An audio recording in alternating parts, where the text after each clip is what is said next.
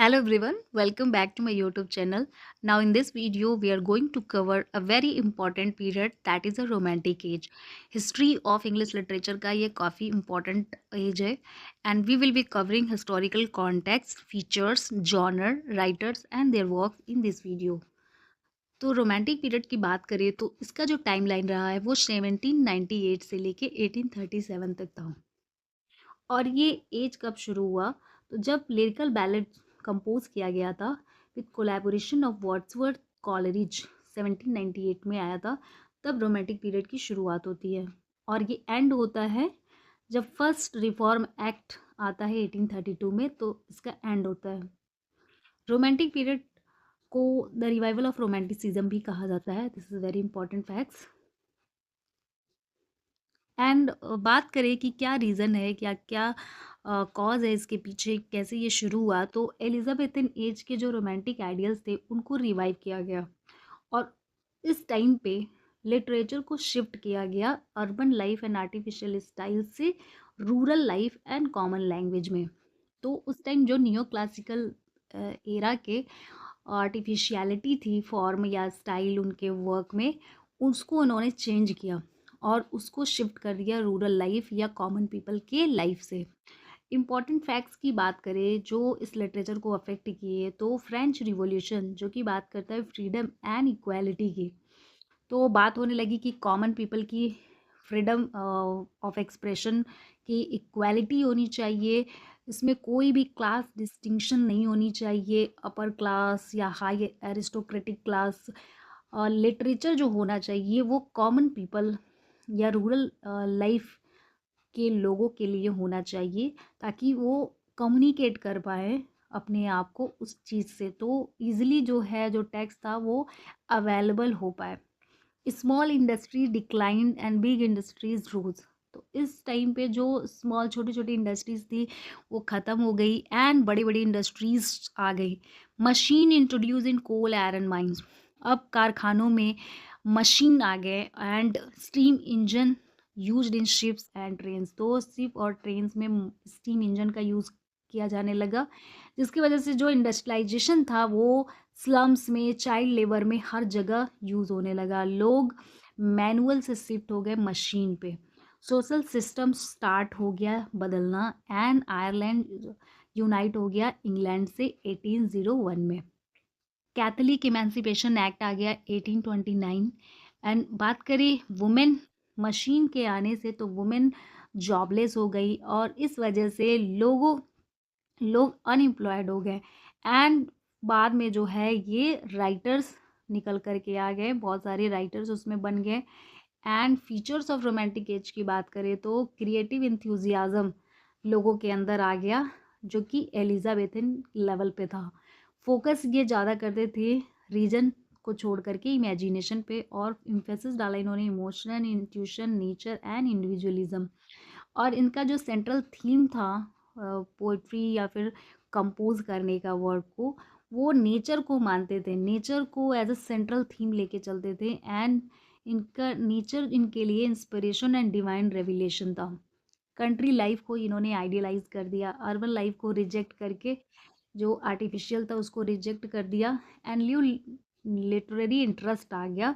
Romantic literature shows ये किस में इंटरेस्ट देते थे, मेडिवल पास में, सुपर नेचुरल मिस्ट्रीज में, गॉथिक एलिमेंट्स में एंड एग्जॉटिक सेटिंग में। तो इस टाइम का जो जॉनर था वो गॉथिक एलिमेंट्स में था एंड सुपर नेचुरल मिस्ट्रीज अपने वर्क में या नॉवेल में वो शो करते थे, क्योंकि ये मेडिवल पास्ट को फॉलो करते थे एंड इनका फोकस इसके अलावा इनर लाइफ पे था। रोमांटिक केज इम्फेसाइज करता है introspection, psychology, melancholy, sadness, emotional expression, क्योंकि ये दिखाना चाहते हैं कि जो कॉमन पीपल है उनके डे टू डे लाइफ में होने वाली चीज़ें, जो कि अगर हम उनके डे टू डे लाइफ की बात करेंगे तो वो ईज़िली कम्युनिकेट कर पाएंगे या यूज ईज़िली जो है वो अपने आप को एसोसिएट कर पाएंगे टेक्स्ट से।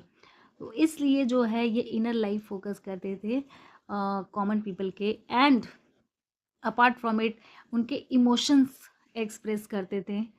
वुमेन फिक्शन फ्लरिश्ड हो गया इस टाइम पे। इम्पॉर्टेंट फीमेल राइटर्स निकल के आई, Mrs Ann Radcliffe, Jane Porter, Maria Edgeworth and Jane Austen. Criticism इस टाइम पे इम्पॉर्टेंट मेजर कंट्रीब्यूटर रहा, जैसे कि Wordsworth, S T Coleridge, P B Shelley, Charles Lamb, De Quincey, William Hazlitt. Major writers of romantic age या poets की बात करें तो विलियम ब्लैक आए, जो कि song of innocence and song of experience के लिए फेमस है। एंड ये जो वर्क है वो कलेक्शन रहा है इनका। तो इस टाइम पे काफ़ी कुछ नेचर से रिलेटेड निकल के आए। विलियम वॉट्सवर्थ की बात करें तो काफ़ी प्रोमिनेंट थे इस एरा के as a poet. Lyrical ballads, the prelude, तो लिरिकल बैलेड 1798 में आया था, जो कि कोलैबोरेशन में लिखा गया था। द प्रिल्यूड इनका पॉस्टमस वर्क था, 1850 में पब्लिश हुआ था। And after William Wordsworth, S T Coleridge, जो कि इनके फ्रेंड रहे, इनका बायोग्राफिया लिटरेरिया क्रिटिसिज्म वर्क है, and the rhyme of the ancient mariner 1798। This is important work. Jane Austen, जिनको कहा जाता है एंटी रोमांटिक नॉवेलिस्ट इन रोमांटिक एज, तो रोमांटिक एज में ये एंटी रोमांटिक नॉवेलिस्ट के तौर पे निकल के आई। और इनका जो फेमस वर्क है, और ये एग्जाम में पूछता है, पब्लिकेशन डेट पूछ देता है सीक्वेंस में या क्रोनोलॉजी में, so must remember all this work. And apart from it, you can go through other work of Jane Austen. तो प्राइड एंड प्रेजुडिस इनका काफ़ी फेमस नॉवल रहा है, जो कि 1797 में आया था। Sense and Sensibility, Mansfield Park, Emma, these are important work.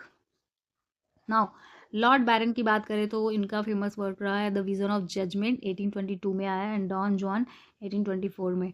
P B शैली, जिनका पूरा नाम रहा है पर्सी बायसी शैली, इनका फेमस पोम रहा है प्रोमेथस अनबाउंड, जो कि 1820 में पब्लिश हुआ, एंड एडोनिस 1821 में आया। और ये काफ़ी इंपॉर्टेंट इनका पोम है एडोनिस, जो कि इन्होंने लिखा है जॉन किट्स के ऊपर, उनके डेथ पे। एंड ये इस पोम से कोटेशंस आते हैं एंड इम्पॉर्टेंट फैक्ट्स आते हैं। So just go through this pome Adonis. John Keats की बात करें तो इनका ये बेसिकली जाने जाते थे अपने वर्ड्स के लिए, एंड इनका फेमस जो वर्क है वो Endymion, Hyperion, odes and other poems हैं, and letters. He is basically known for letters के लिए भी ये फेमस है। मेजर प्रोज राइटर्स की बात करें तो पोइट्स के अलावा जो राइटर्स एसीज के लिए फेमस हैं, चार्ल्स लैम।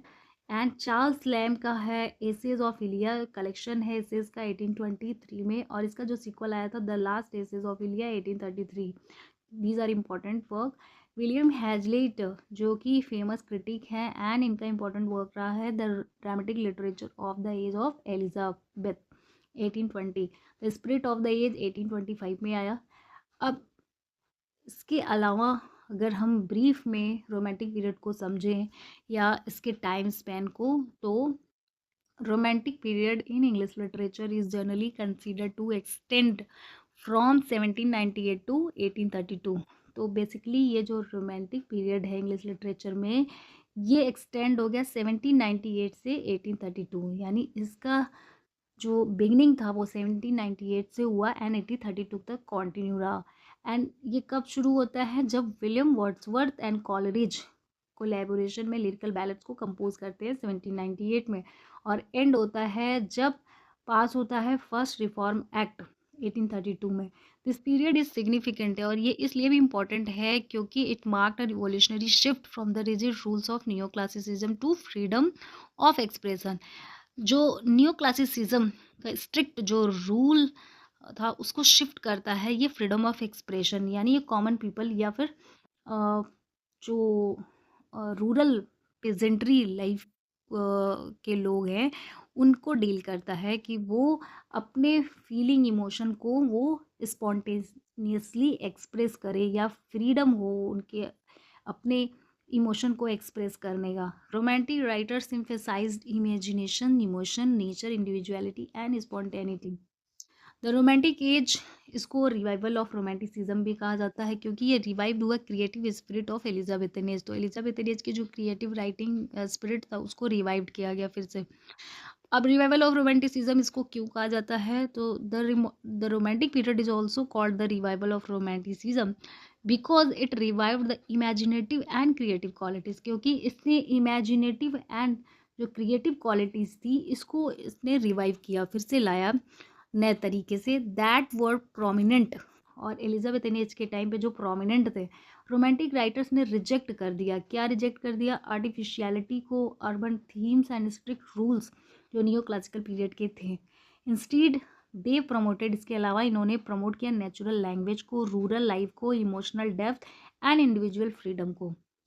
इस प्रकार the romantic as brought back the original spirit of romantic imagination. जो रोमांटिक इमेजिनेशन का ओरिजिनल स्पिरिट था, उत्साह था लोगों के अंदर, उसको लाया गया and making it a revival of earlier literary creativity. और जो अर्लियर यानी एलिजाबेथ एज के टाइम पे जो